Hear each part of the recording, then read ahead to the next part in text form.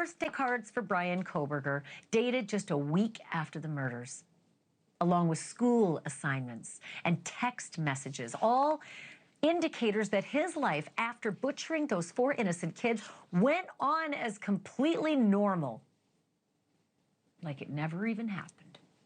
Completely disassociated from the horrors and the trauma and the excruciating sadness that he caused everyone else. Each picture that's just been released is yet another piece in this bizarre puzzle, another clue in the mystery as to why this heinous crime happened, which he chose, right, to do, and why he chose to perpetrate such evil.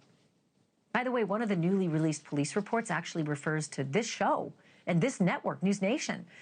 As it turns out, a person living 15 miles from Moscow, Idaho, told the police that somebody matching this whole Kohberger description stopped in her driveway, got out, looked around at about 4:30, 5 o'clock in the morning.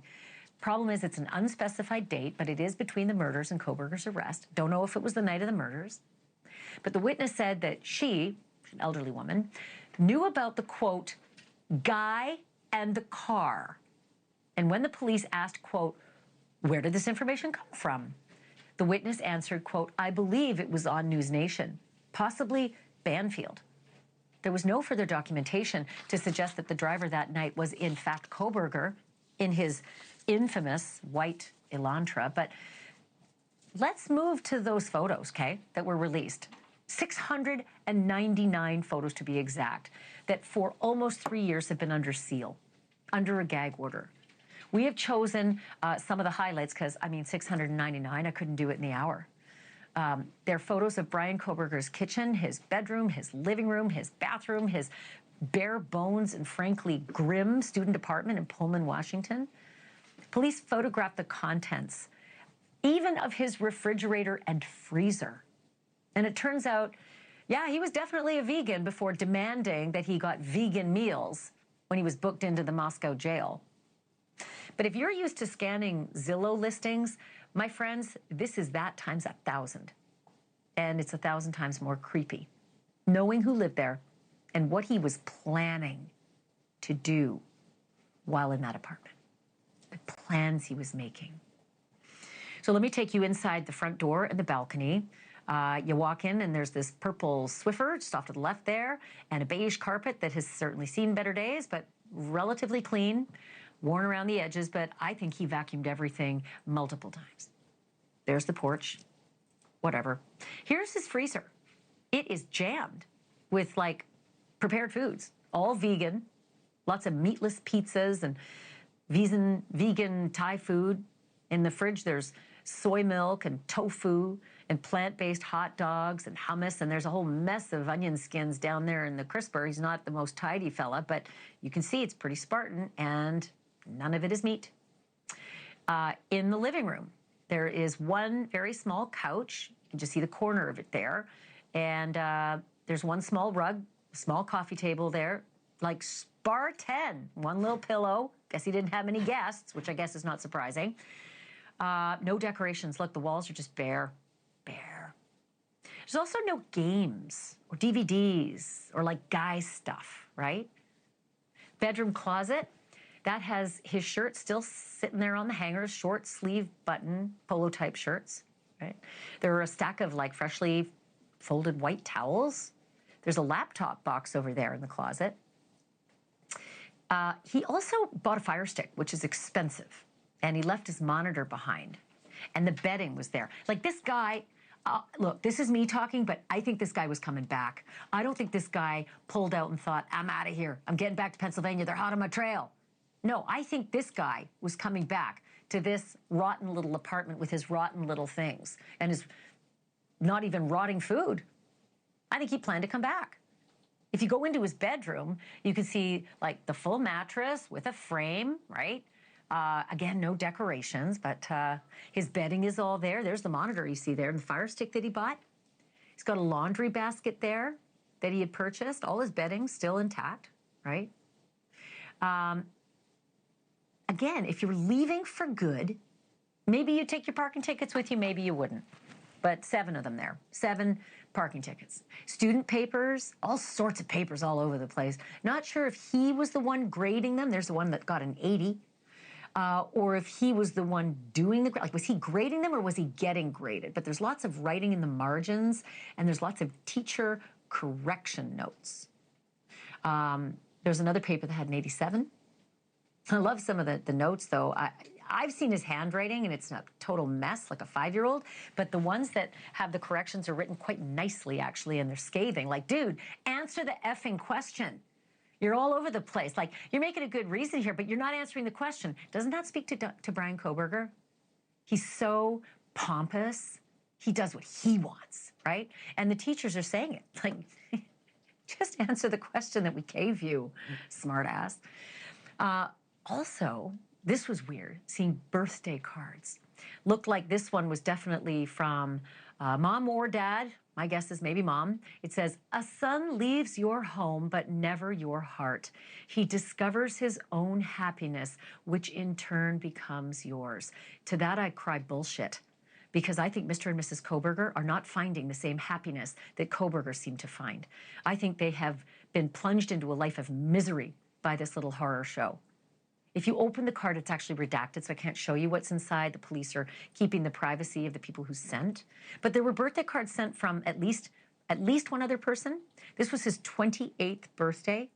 It was 8 days after the murders that these cards were dated. "Happy birthday, Bryan." And then on a card, it's upside down, but it says, "Bryan did not lick this because #COVID." So somebody seems to be in his good graces. Maybe it's his sisters. I don't know. I just can't imagine any friends of his writing to him like this. Maybe it was a student that was trying to get better grades. Who knows? He had a card that was Teddy Roosevelt riding a dinosaur. And the person who sent it to him, see, he had it standing up like this is his proudest possession. The handwriting there says, "Both of your egos," pointing to the alligator-style dinosaur and Teddy Roosevelt. It says, "You are a dino and professor, LMAO," which you know means laughing my ass off. Inside the card, it's addressed to Bryan, Brym, almost as an affectation. Look at the date, 11/21/2022. I don't know, it looks to me like female handwriting, but I could be wrong. Squiggly lines, lots of designs on the cards and stuff on the envelope, so take that for what you will. He also had a few paychecks that were sitting there. The police lined them all up, took pictures of them.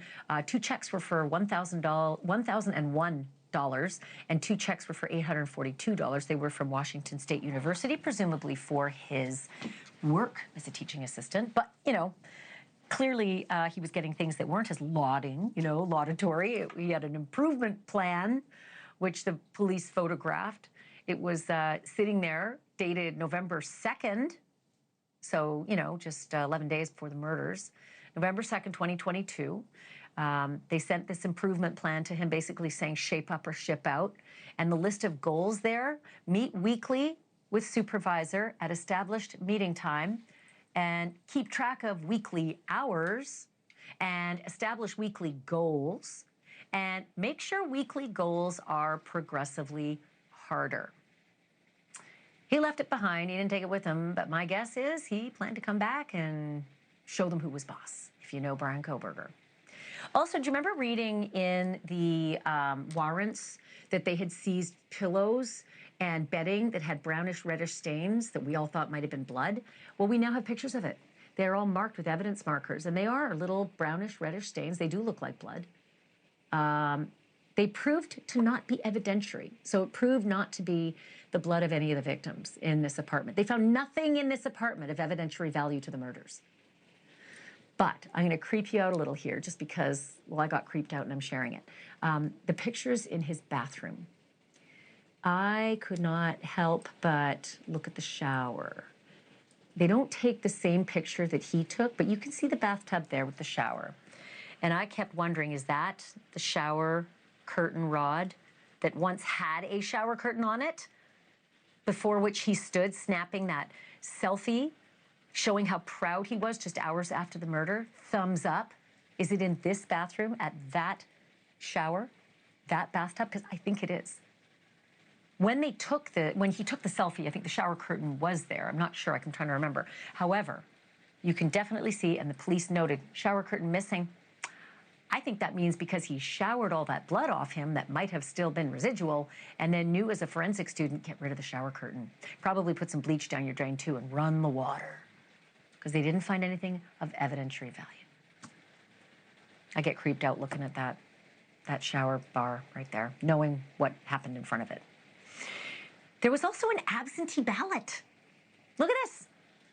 An official ballot from Whitman County elections for the November 8th, 2022 general election. But he clearly got it, registered as a voter there, and did not use it. But imagine that, registered to vote there. He was planning to stay. All those textbooks, very telling. I assume they're textbooks because they're all about crime, like criminal procedure, America's Safest City, Let the Lord Sort Them, all about the rise and fall of the death penalty. And then, I love this one, Why the Innocent Plead Guilty and the Guilty Go Free. Think about that. Why the innocent plead guilty and the guilty go free. Sorry, Bryan, not buying it. The evidence overwhelmingly shows you're guilty. Super interesting, though, when you look at all of this material. Also, there was hiking gear in the apartment, a cheap compass, and bear spray. I wondered if the bear spray was going to be used for something else. Don't know. But you can see the compass in there. Wow. Never got around to using it. It was still packaged. And on his whiteboard, you may have already seen in his office, there was Bryan and Kohberger scribbled on the whiteboard, and they were written phonetically, but then they were also written in Korean characters, which was interesting. Somebody looked like they were demonstrating how to write his name using Korean letters. And then you can also see the words, take it easy, and don't give up, and let's go. And there's the trash. Who knows if they used any of that to get DNA from him. Look, none of this solves the ultimate mystery. Why did he do it? Why? Why did you choose those kids? Why did you do this to those kids? Why did you ruin so many lives and take 4, right? Why them? How could you? But it gets us closer to who he is. And the closer we get to who he is, maybe the closer we'll get to knowing how to protect ourselves from people just like him. Thank you for watching. Subscribe below and download our NewsNation app right now on your phone, and you will get fact-based, unbiased news for all Americans.